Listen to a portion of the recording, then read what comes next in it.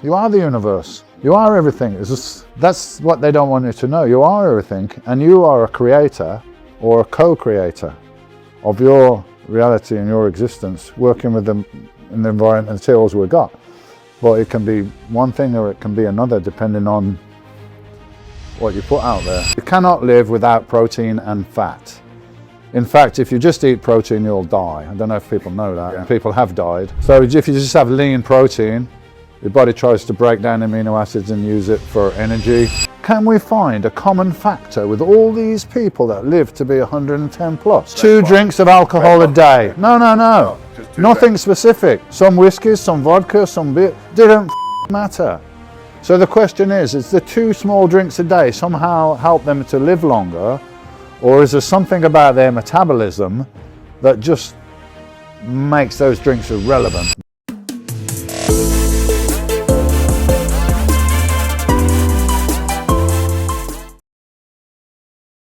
So it's all about controlling the central computer, which is the projector. Yeah? This is the screen. This is life. Yeah? But if you don't like the movie, don't fucking start destroying the movie screen. Have a look at the projector. The guy's got the wrong movie in. Yeah? We've only got You're creating the wrong movie. Life is your movie. Life is your movie and you're the director. And everyone else is just fucking players in your movie. Right? We're all in control here. We're all in control of our reality, with the variables, of course, yeah? But we're in more control than we think we are. And we're more powerful than we think we are. And you've had a whole system that's been battering your brain since you're 3 or 4 years old, trying to take that away from you, yeah? Because if you really know, you become uncontrollable. And that's not good if you're trying to control people. You fucking don't want that, yeah? So you stick them in school, you stick them in there from a time to a time. You stick ideas that's like that on the head, it's clock. They start when you're really young, yeah? Because when you're really young, you're fucking linked up, man. You know? You see kids when they're really young talking to an imaginary friend and all these things. But they fucking ain't imaginary. They're there. Yeah. They can see them. We can't. We've had it battered out of us, and now we tell them, shut up, it's not real, it's imaginary. Whatever, yeah? We're all linked up. We're all linked up, and then we're conditioned throughout our lives, you know? To not believe it. You're just conditioned to think in a certain way. Think in a mathematical way, and think that you're just a little fucking grain of sand on in a fucking massive universe. You are the universe. You are everything. That's what they don't want you to know. You are everything, and you are a creator or a co-creator of your reality and your existence, working with them in the environment and materials we've got. But it can be one thing or it can be another, depending on what you put out there. And if you don't know what it is that you want, then how the fuck are you going to get it? Yeah. If you don't know. You got to know, right? That's the first one. What is it that I want? How am I thinking? Is it taking me towards that or not? So now you've obviously now moved your training and your fitness into longevity space. If you like, yeah. Like, so there's lots of words, isn't there? Longevity, wellness. Yeah, basically, like being as active and healthy and functional as you can going into later years. Yeah, that's what I'm into, because that's where I'm at. Yeah. I want to be an athlete at 80. That's what I say, or be able to do, and that's I can. Why not? Why not? Yeah. Like we all used to be fucked. I mean, you know, imagine when I was a young kid, yeah, 60, 65-year-old, I mean, they're done, right? They've got a walking stick, they're retired, they're doing some gardening, maybe that's about it, yeah? Doesn't have to be like that, does it? Because you're now 64. I'm 64, yeah. Yeah. So in 5.5 years' time, I will be 70. So can I be in pretty much the same shape as I am now when I'm 70? I think so, yeah. I think so. Maybe a little better. Now you have a little bit better, because there's some things which I could improve on, like mobility, movement and stuff like that. I'm not going to get stronger. I'm not going to get more muscular. If I can maintain that, that'll be great. bit of mobility, more wisdom, more connection. Keep the brain sharp. Keep the brain sharp. Yeah, do things which is a challenge. Is there any? Because what I noticed, and it's probably the same in any area of anything, yeah. People who are good at things stay there because it's comfortable. I could just do bodybuilding and everyone would, like, I'm the fucking man, right? In bodybuilding and all the gyms all around the world. But I've done that. Yeah. So I would do yoga and I was shit to start with, yeah. And I did Pilates and I've done a bit of boxing and I've done a bit of this and that. Maybe next year I'm fucking going to learn to do salsa or something. Just the challenge, yeah. Just the fucking joy of the challenge and the brain trying to work things out. If you stop doing shit, you're going to degenerate. That's what happens. People work and then they retire and then they stop and they just go rapidly downhill. You've got to keep your body and your mind like engaged and active and doing things, and fucking hell, you can never stop learning in this life. Like that's the irony, right, of life, I suppose. You're just starting to work some shit out and then you die. Right? It's never been a better time to learn. I've just been doing a course with well, you got the time as well. Steffi Cohen. Yeah, I know. Say hello. Yeah, Gal done some stuff with her. She came to train some boxing with Gal. Yeah, she did. The year I was here when I think that's when Gal started boxing. She's been doing it since then. Exactly. And she said she was going to come here, but she had some other event. Yeah. But I mean, she broke her back 6-7 years ago, and now she's just been competing again. And phenomenal, yeah. Just squatted her PR, 200 kilos in competition. She only weighs 48. It's amazing. But at some point, you have to go from competition to like what's good for you. Yeah. You know, because competition's competition. It is what it is. Yeah. It's only about winning. Yeah. It's all that's fucking relevant. If you're a competitor, it's like. And of course, as you said, 31, 32. I think she's 32 now. Yeah. So. Yeah. At some point, you have to like. Is, you know, amazing squatting, heavy weights and everything, but I think at some point it starts to be destructive. Like anything, mate, like anything at the max, right? If you're a marathon runner, it's like, it's too much. Yeah, many sports are destructive at that competitive level, but bodybuilding is like an iceberg, you know? I would say the fucking competitive level is there, but the benefits of bodybuilding in general is massive for everybody. It just gets like shunned a little bit because the competitive side is extreme and there's drugs involved, hormones, but there's drugs involved in every fucking sport. People are a bit naive if they don't realise that. I think they just had that enhanced games. You know, where you can take steroids and everything, there's no tests. There's hardly any fucking difference in the performance. So no record. I think there was one. Exactly. So what's that saying? It should be at least 20% fucking better. Yeah. And it was all the same. Yeah, so of course, I'm here. I do cyclical ketogenic diet, as you know, and less than 50 grams during the week. Wednesday and Saturday, I do like 250 and 500. That's for me. And I've been teaching these guys the same sort of thing. How do you use your nutrition in these days? Because I've eaten with you, and it's pretty low carb. Same sort of breakfast as me. That's until I smoke a joint in the evening and I eat a whole bar of chocolate. That's my carbs. I stay off the weed these days. No, I don't think you need a lot of carb. I mean, essential, need. You can live without carbohydrates. That's a fact. You can live without carbohydrates. You cannot live without protein and fat. In fact, if you just eat protein, you'll die. I don't know if people know that, and people have died. Called the rabbit starvation diet. So if you just have lean protein, your body tries to break down amino acids and use it for energy, but in the end it doesn't work. And you'll get diarrhea, and you'll lose, and in the end you'll starve. So you need there's essential amino acids, essential fats, right? Essential, you need them. Survive. Carbohydrates are an energy source, which is optional because you could use ketones, So what I do is I usually fast for half the day because it feels very comfortable. I don't really want to do a 3-day fast and all that. a bit extreme. I'm not saying it's not good, but right now I'm not really wanting to do it. So I probably don't eat till 2 o'clock. I train, I drink some water. Probably an hour after I get up, I have a coffee, go to the gym, train, do my things, whatever. I don't even feel hungry now till 2 o'clock. I'm so used to it. So I'll have mainly fats and protein, maybe a little carbs. In the evening, I'll have. I always have like. What do you have for breakfast? The first meal. Normally eggs, avocado, maybe a couple of pieces of toast with some butter on. Yeah. I'll have a shake and some fruit, maybe a bit later. And the evening, I nearly always have beef, some kind of beef or liver, with some sweet potato or rice and maybe some veg, fermented veg, some kefir, things like this, some dark chocolate.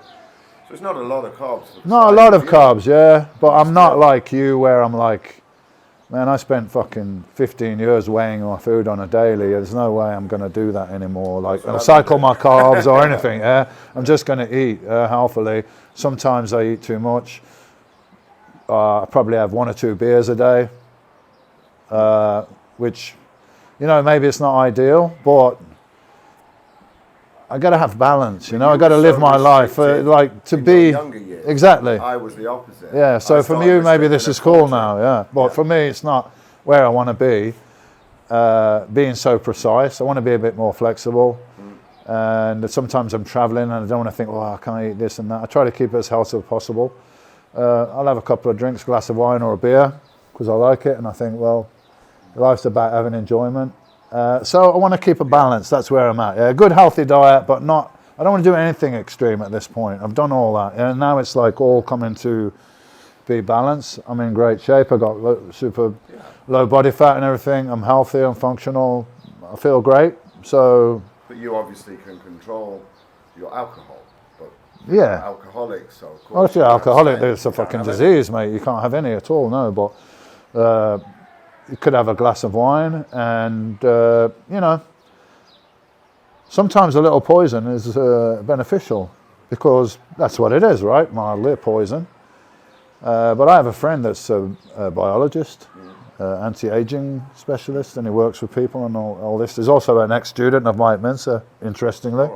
And he said he went to a conference which is for whatever they call it. So he said people that live, a centennial that lives to 100. There's a fair few of them, yeah? But the ones that get past 110, now we're talking really few, yeah? But they got them all. And they said, can we find a common factor with all these people that live to be 110 plus? Only one common factor amongst all the people. 2 drinks of alcohol a day. No. Nothing specific. Some whiskeys, some vodka, some beer. So the question is the 2 small drinks a day somehow help them to live longer? Or is there something about their metabolism that just makes those drinks irrelevant? They just got some super high glutathione levels or something that makes them live longer, and those drinks are irrelevant. And there's no way to do a study on that, because all we know is all those fuckers that got past 110 are drinking every day. Yeah. Right? That's all we know. Yeah? Is it genetic, that it just a coincidence that they were all able to do that? Well, unlikely. And also there's more than social interaction. Yes. Yeah. This is very, very important, yeah. People who are lonely is like smoking 20 cigarettes a day. Just to be lonely, yeah? So if you had a glass of wine and you had a lovely night with your friends and you fucking danced and had a laugh and all that, because you're a bit looser, well, that's what you maybe see that's a good thing. Old town, 75, 80-year-olds all out till midnight. And also I went to a week camp with Joe Dispenza, you know Joe Dispenza? Yeah. So they have these camps with 2,000 plus people where they meditate all week and everything, yeah? And they've done a couple of experiments that were interesting. First, they did a microbiome test, yeah, at one place. So you got 2,000 odd people who do a shit test, basically, yeah? And they'll test it, and that's your results, yeah? And at the end of the week, they'll test it again. And there was noticeable difference in the microbiome just from that, yeah? And Joe Dispenza did another experiment as well with red wine. And him and his mate, they constructed like a stomach and all this stuff they constructed. And he said he even recommends a glass of red wine before meditating because it increases blood flow to the heart and to the brain. And those are the two places you're trying to connect when you're meditating.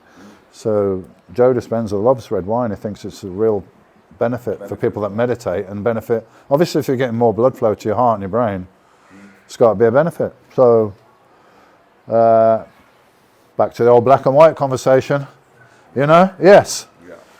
Too much alcohol will kill you and destroy your life. But maybe 1 or 2 drinks are beneficial. Yeah, again. Some people can control that and a lot can't. But it's the same with carbohydrates. Yeah. The carbs that you just listed was probably less than 100 grams or 100 grams maximum. For your size, 105 kilos. I probably do like 200 grams of carbs a day, I would say. More or less. Yeah. It's moderate, yeah? Very, very low. For somebody your size. Yeah.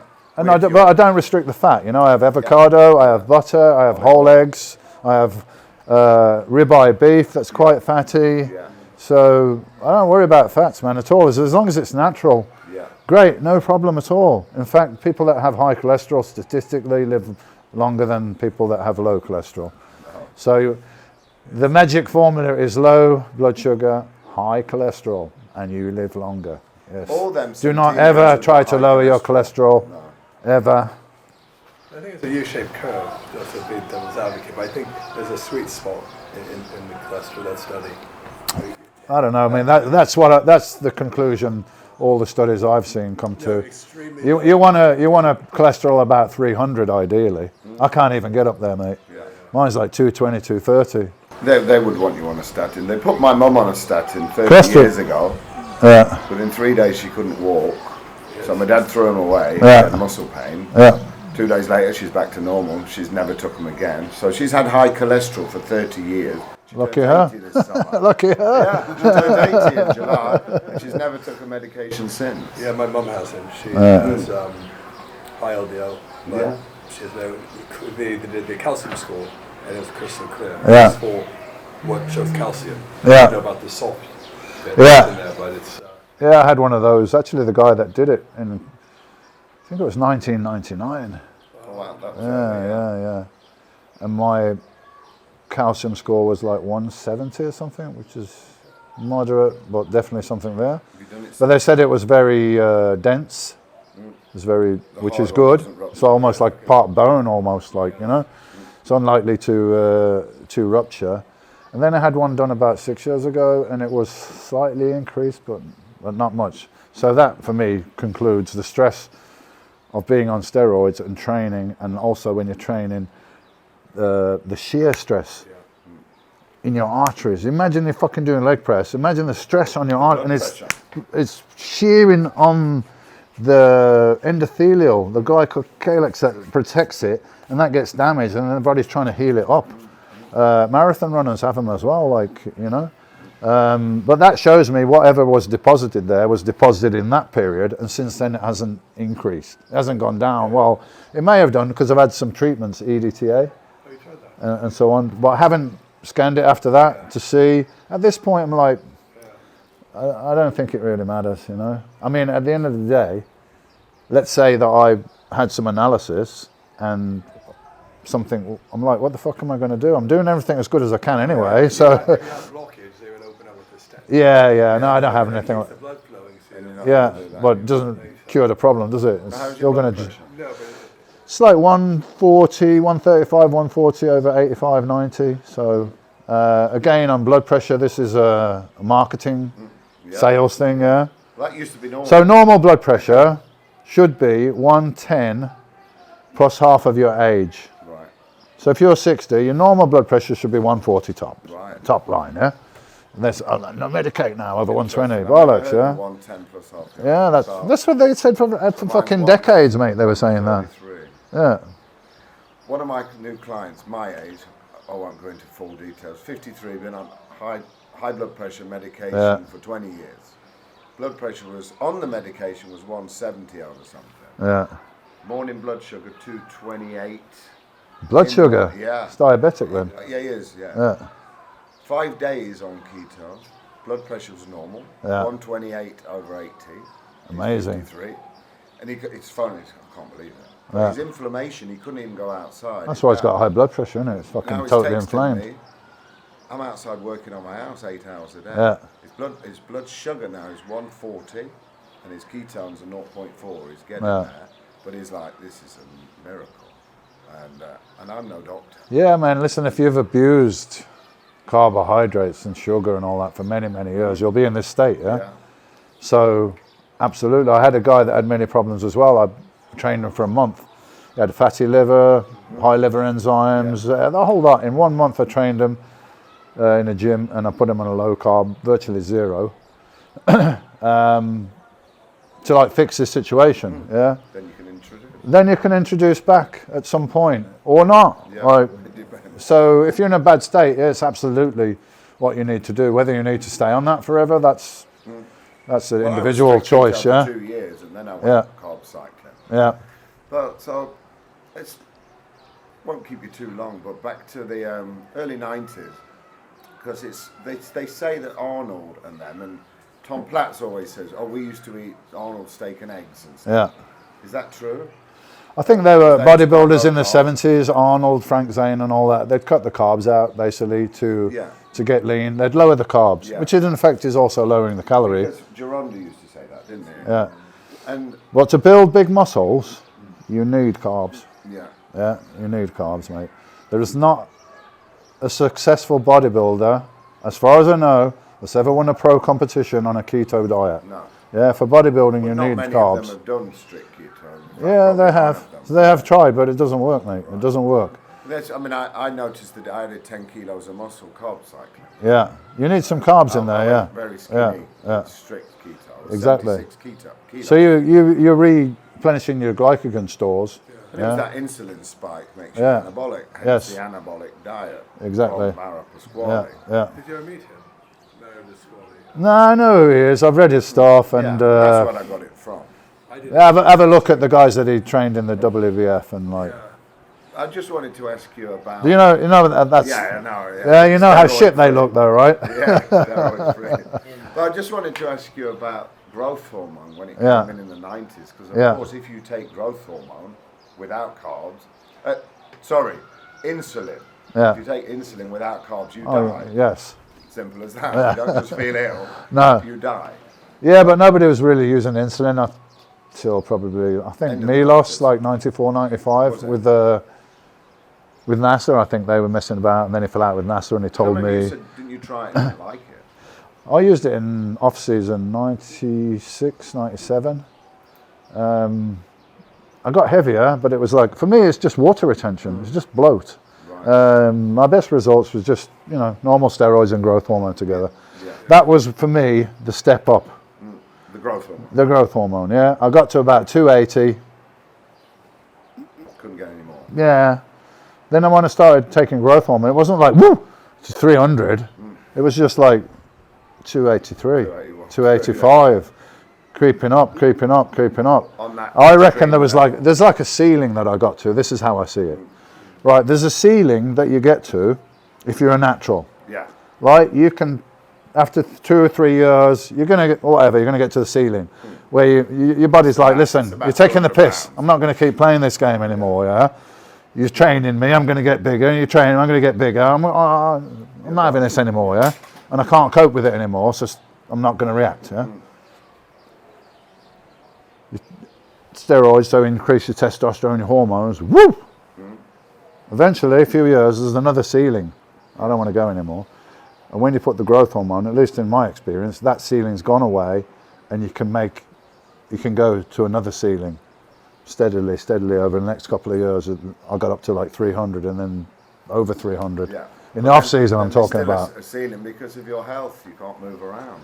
Yeah, and there's a ceiling anyway. There's a even if you want to look into engineering, your muscles can only get so big structurally because they wouldn't function. Yeah. So a muscle can then be wider than it is long because it wouldn't function, right? So there is a limit somewhere. So what do you think they are doing wrong these days? Is it the doses? Well, why would you say they're doing something wrong? Well, we all know. You just look at the lineup. I can't say that because then I'm the old guy that's moaning and saying everything's shit these days. But the guys on stage in the Mr. Olympia don't have the conditioning of before, because simply it doesn't seem to be the protocol now. Right. Do you know what I mean? It's not required. Like if I was competing now, I would think I'm not going to lose that last 15, 20 pounds anymore. So I don't need to. I'll just come in big and full and round and even more massive and freak people out, because it's not required of me anymore. Right. Yeah. But before I was the one setting the standard. So I was coming in shredded, making all the guys follow my fucking standard, which the judges agreed is the best. But if you put a guy now that's not so hard and full and round as the ideal, everyone will follow that. You can see some girls in wicked shape. You can see some guys in the lighter, the classic and all that, in wicked shape. So it's not that people don't know how to get in shape.